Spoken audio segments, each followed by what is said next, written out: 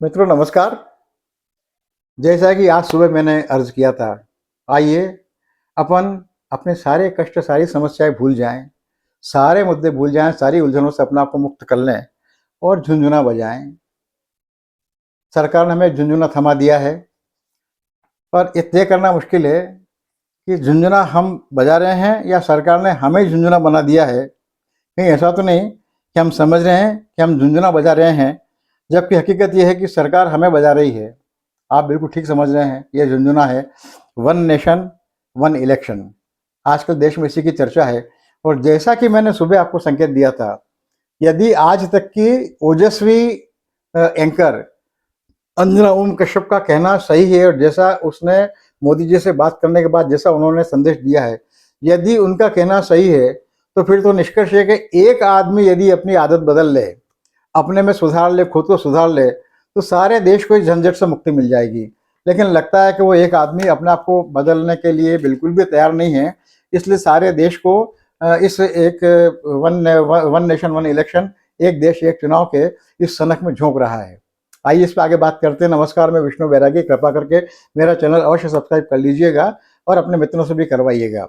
दोस्तों, सरकार ने जिन सिफारिशों के आधार पर ये विधेयक प्रस्तुत किया है, कानून लाई है, वो सिफारिशें 18,426 प्रश्नों की है और ये सिफारिशें 9 खंडों में विभाजित हैं। आप में हिम्मत और फुर्सत हो तो इन्हें पढ़ लीजिएगा। लेकिन सरकार ने निर्णय तो ले लिया, लेकिन ये नहीं बताया कि यह कानून लागू कब से होगा, क्योंकि इसलिए संदेह होता है कि अभी 4 राज्यों में चुनाव साथ होने थे, लेकिन 4 राज्यों में चुनाव साथ नहीं हुए, 2 किस्तों में करा रहे हैं। पूछने पर कहा जाता है कि आप बेफिक्र रहिए, नए चुनाव परिसीमन से पहले ये लागू नहीं होगा। तो परिसीमन तो 2026 तक तो होना नहीं है, और यानी इसका मतलब ये है कि 2029 तक भी इस कानून के लागू होने की कोई संभावना नहीं है। यानी यदि संभावना बनी तो ये कानून 2034 में ही लागू हो पाएगा, यानी 10 वर्ष बाद। 10 वर्षों की समय अवधि सुनकर आपको कुछ याद आता है? मुझे याद आया, महिला आरक्षण कानून 2024 में पास कर लिया, तो कहा गया कि 2034 में और उसके बाद लागू होगा।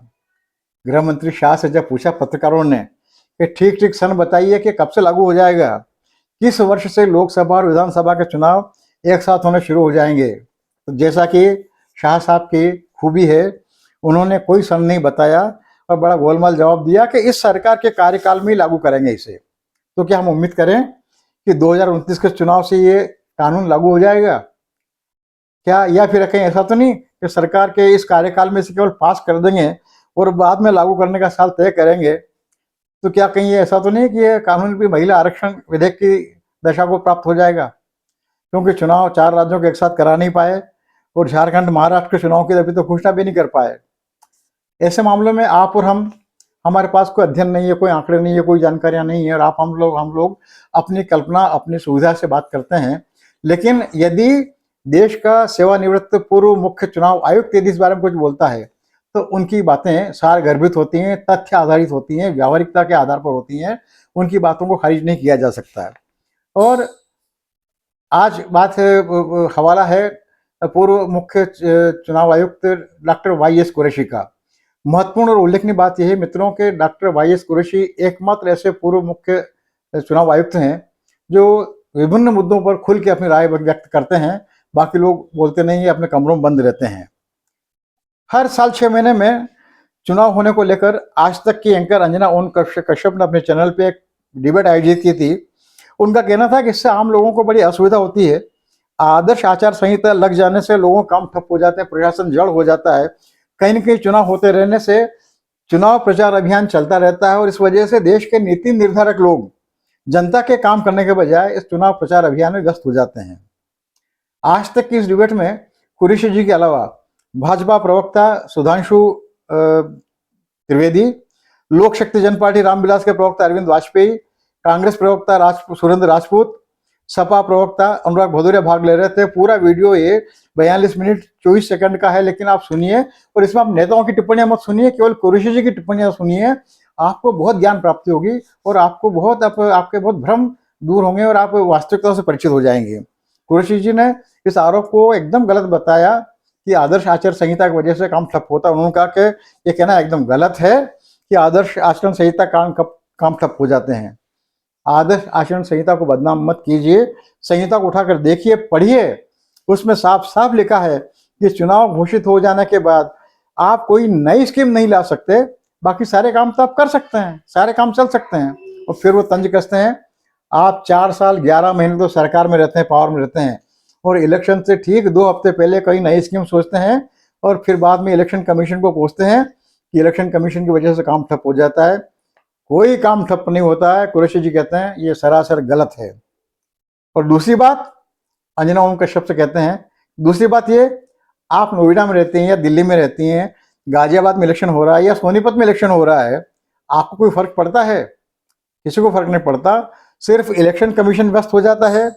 दुनिया में, हिंदुस्तान में कहीं भी इलेक्शन हो, केवल राजनीतिक दलों को फर्क पड़ता है, आम जनता को कोई फर्क नहीं पड़ता है। आप लोग बार बार कहते हैं चुनाव बार बार होते हैं, बार बार कहाँ होते हैं, कहाँ हो रहे हैं? असम में हो रहे हैं, तमिलनाडु में हो रहे हैं, केरल में हो रहे हैं, और हो रहे हैं तो हुआ करे, होने दीजिए। मैं कोलकाता में रहता हूँ, आप गुड़गांव में रहती हैं, और नोएडा में इलेक्शन हो रहा है तो आपको तो पता भी नहीं चलेगा। केवल इलेक्शन कमीशन व्यस्त होता है, कुरैशी जी कहते हैं। और प्रधानमंत्री चूंकि पॉलिटिशियन है, इसलिए वो व्यस्त रहते हैं, और पॉलिटिकल पार्टीज, राजनीतिक दल चुनाव लड़ते हैं, इसलिए वो प्रभावित होते हैं। तो राजनीतिक दल, नेता और इलेक्शन कमीशन व्यस्त होता है, जनता बिल्कुल भी प्रभावित नहीं होती है। फिर उन्होंने इस नए विधेयक के सुझावों पर, सिफारिशों का उन्होंने पोस्टमार्टम किया, विश्लेषण किया, उन्होंने सवाल उठाने शुरू किए और वास्तविकता बतानी शुरू की। उनका कहना था कि अगर एक साथ 3 इलेक्शन होंगे तो हमें आज के मुकाबले 3 गुना ईवीएम और 3 गुना वीवीपैट मशीनें चाहिएंगी। अभी हमारे पास में 20 लाख ईवीएम और 20 लाख वीवीपैट मशीनें हैं, तो इसके लिए कुल मिलाकर 60 लाख ईवीएम और 60 लाख वीवीपैट मशीनों की आवश्यकता होगी। यानी दोनों तरह की 40-40 लाख मशीनें और मैन्युफैक्चर करनी पड़ेंगी, जिसके लिए 3-4 साल का वक्त लगेगा, और उसकी लागत भी कई हजार करोड़ होगी। जबकि सरकार का कहना है कि चुनावी खर्च के लागत कम करने के लिए ये कानून ला रही हैं। तो फिर आखिरकार इसका फायदा क्या है? फिर दूसरी बात, बहुत व्यावहारिक बात कहते हैं कुरैशी जी, सवाल पूछते हैं, अगर एक साथ चुनाव हुए तो स्टाफ कहाँ से आएगा? चुनाव के लिए स्टाफ मैनेज करने में आपको पता नहीं है कि कितनी दिक्कत होती है। जिन टीचर की ड्यूटी लगती है वो बेचारी रोती हैं। कमेटी ने जो सिफारिश की हैं उनमें अपने आप में कई झोल दिखाई देते हैं, कुरैशी जी कहते हैं। उनका कहना है कि 1 नेशन 1 इलेक्शन से हमारा मतलब सिर्फ लोकसभा और विधानसभा चुनाव कराने से है। स्थानीय निकाय जैसे नगर पालिका, नगर निगम, नगर परिषद, पंचायत, इनके चुनाव इसमें शामिल नहीं है। कुरैशी जी आंकड़ा बताते हैं कि देश में कुल 543 लोकसभा सदस्य हैं और करीब 4000 विधायक हैं। तो क्या इन 5000 लोगों के चुनाव कराने को 1 नेशन 1 इलेक्शन कहा जाएगा? ये तो भाई सरासर गलत है। तो जबकि आपने तकरीबन 30 लाख जनप्रतिनिधियों के, स्थानीय निकायों के, स्वायत्त शासित निकायों के जनप्रतिनिधियों के चुनाव को एकदम अलग कर दिया। एक और अजीब सिफारिश की है कि इन दोनों चुनाव में 100 दिन का अंतर होगा, 100 दिन बाद चुनाव कराए जाएंगे। विधानसभा लोकसभा चुनाव के 100 दिन बाद स्थानीय निकायों के चुनाव कराए जाएंगे। अगर चुनाव में 100 दिन का फासला होगा तो फिर ये एक साथ चुनाव कैसे हुए? इसे एक साथ चुनाव नहीं कहा जाएगा, इसे तो एकदम नया चुनाव माना जाएगा, क्योंकि सारे बंदोबस्त नए तरीके से किए जाएंगे। और फिर कुरैशी जी कहते हैं कि उस स्टाफ के बारे में सोचिए जो एक बड़े इलेक्शन से अभी अभी निकला है, थका हुआ है, और आप 100 दिन बाद फिर उन्हें नए चुनाव में धकेल देंगे। कुरैशी जी एक और झोल की ओर बात करते हैं कि इन कमेटी की सिफारिशों में एक और बड़ा झोल ये है कि विधानसभा अगर भंग हो जाती है तो दोबारा चुनाव होंगे, लेकिन विधानसभा के शेष बचे हुए समय के लिए होंगे, पूरे 5 साल के लिए नहीं होंगे। यदि ऐसा है तो फिर एक साथ चुनाव कैसे हुए?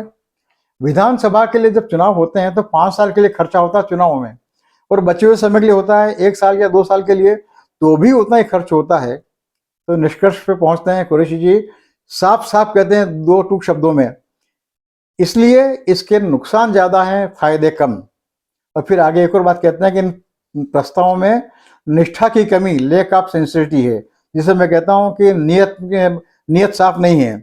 अगर आचरण संहिता में काम ठप होता है तो अतीत का उदाहरण देते हैं, अपने आरोप, चुनाव आयोग पर आरोप रखता है कि आचरण संहिता की वजह से काम ठप हो जाता है, तो वो कहते हैं कि यदि आचरण संहिता से काम ठप होता है तो हिमाचल और गुजरात में तो चुनाव हमेशा एक साथ होते थे, वो 45 दिनों के अंतर से क्यों किए गए? और 45 दिनों के अंतर से किए गए तो इन 45 दिनों तक आदर्श आचरण संहिता लागू क्यों रखी गई? काम ठप हुए किसने कराए? सरकार ने कराए भाई। इससे सरकार की नीयत पर, इसकी निष्ठा पर सवाल उठते हैं। उन्होंने उदाहरण बताया, अपना अनुभव बताया कि कुछ समय पहले पुणे में 500 नौजवानों का सेमिनार हुआ था। उसमें एक साथ चुनाव कराने वाली बात पर भी बात हुई थी। तो वहाँ सवाल आया था कि चुनाव कराने न कराने को लेकर आप सबसे पूछते हो, कभी जनता से भी पूछा है? जनता से पूछो। और फिर वहाँ से आवाज आती है कि जनता तो बार बार चुनाव से बहुत खुश होती है। और एक लड़की ने बड़ी पीड़ा से कहा, वाक्य सुनकर मुझे सिहरन आई। उस लड़की ने बहुत पीड़ा से कहा, सर जब चुनाव आता है तो गरीब के पेट में पुलाव आता है। कुरैशी जी कहते हैं, पिछले इलेक्शन में 60,000 करोड़ खर्च हुआ था, अभी के इलेक्शन में 1 लाख करोड़ खर्च हुआ है। तो फिर ये तो इकोनॉमिकली अच्छा है। राजनेताओं का पैसा गरीबों में, वर्करों में बटा, उसमें रिसाइकल हुआ। कुरैशी जी की बातें सुनकर अंजना ओम कश्यप का चेहरा देखने काबिल होता है, दर्शनी हो जाती है। वो सुदर्शना तो है, पर कुरैशी जी की बातों से और सुदर्शना दर्शनी हो जाती हैं। वो बहुत ही थकी हुई आवाज में, निराश आवाज में कहती है, तो चलिए, तो आपकी नज़र में वन नेशन वन इलेक्शन न केवल गैर जरूरी है, बल्कि आपको तो किसी ने शेयर किया कि अलग अलग चुनाव हो तो जनता के लिए ही नहीं, इकोनॉमी के लिए भी अच्छा है। और फिर आगे कहती हैं वो, जिस बात को मैंने शुरू में कहा कि एक आदमी यदि अपनी आदत बदल ले तो कुछ भी नहीं करना पड़ता है। और अंजना ओम कश्यप के इस वक्तव्य को बहुत ध्यान से सुनिएगा, मैं शब्दशः दोहरा रहा हूँ। आगे कहती हैं, जब मैंने प्रधानमंत्री को इंटरव्यू किया तो मैंने यही सवाल पूछा था। उन्होंने कहा, स्टेट में चुनाव होता है तो फेडरल स्ट्रक्चर यानी संघीय ढांचे के खिलाफ जाते हुए मुझे वहां के मुख्यमंत्री के खिलाफ जाकर भाषण देना पड़ता है, क्योंकि वहां पर चुनाव है। यानी समस्या मुख्यमंत्री प्रधानमंत्री की है। आगे कहता हूँ, अगर मिलकर एक साथ चुनाव हो तो ये खत्म हो जाएगा और सीएम के साथ मेरे रिश्ते भी अच्छे रहेंगे। संघीय ढांचे में हम सब के साथ मिलकर काम कर पाएंगे। मोदी जी का कहना है चुनाव की वजह से उन्हें मुख्यमंत्री के खिलाफ बोलना पड़ता है, चुनाव की वजह से वो मुख्यमंत्रियों से वो अपने रिश्ते खराब करते हैं। सुधार की गुंजाइश, सुधार की जरूरत कहाँ पर है? अपने आप में सही बात स्पष्ट हो जाती है। तो मित्रों, मेरी राय में ये झुंझुना और कुछ नहीं, लोगों का सामना करने से बचने का, लोगों के सवालों से बचने का, सरकार में रहकर मनमानी करने का, अपने मनमाने निर्णय में लोगों पर थोपने की एक तरफा सुविधा हासिल करने का बड़ा घातक औजार है। और इसके लिए मुझे कुल 3 शब्द सूझते हैं, यह अलोकतांत्रिक है। राम मनोहर लोहिया को याद कीजिए, जिंदा कौमें 5 साल तक इंतजार नहीं करती।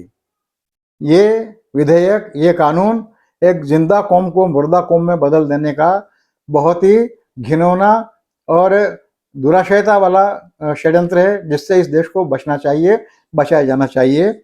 और जो स्थिति अब तक नई लोकसभा में है, 2024 के चुनाव के बाद में लोकसभा में जो स्थिति बनी है और सरकार को जिस तरह से बार बार यू टर्न लेना पड़ा है, तो मुझे लगता है कि ये विधेयक ईश्वरी कृपा से, हम सबको सौभाग्य से शायद ही लागू हो पाएगा।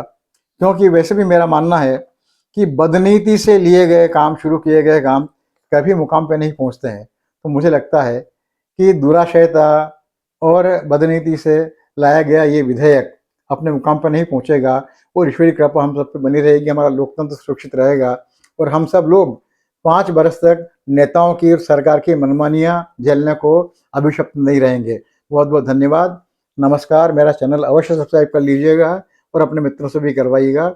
सदैव की तरह आपका कृपाकांक्षी, मैं विष्णु बैरागी।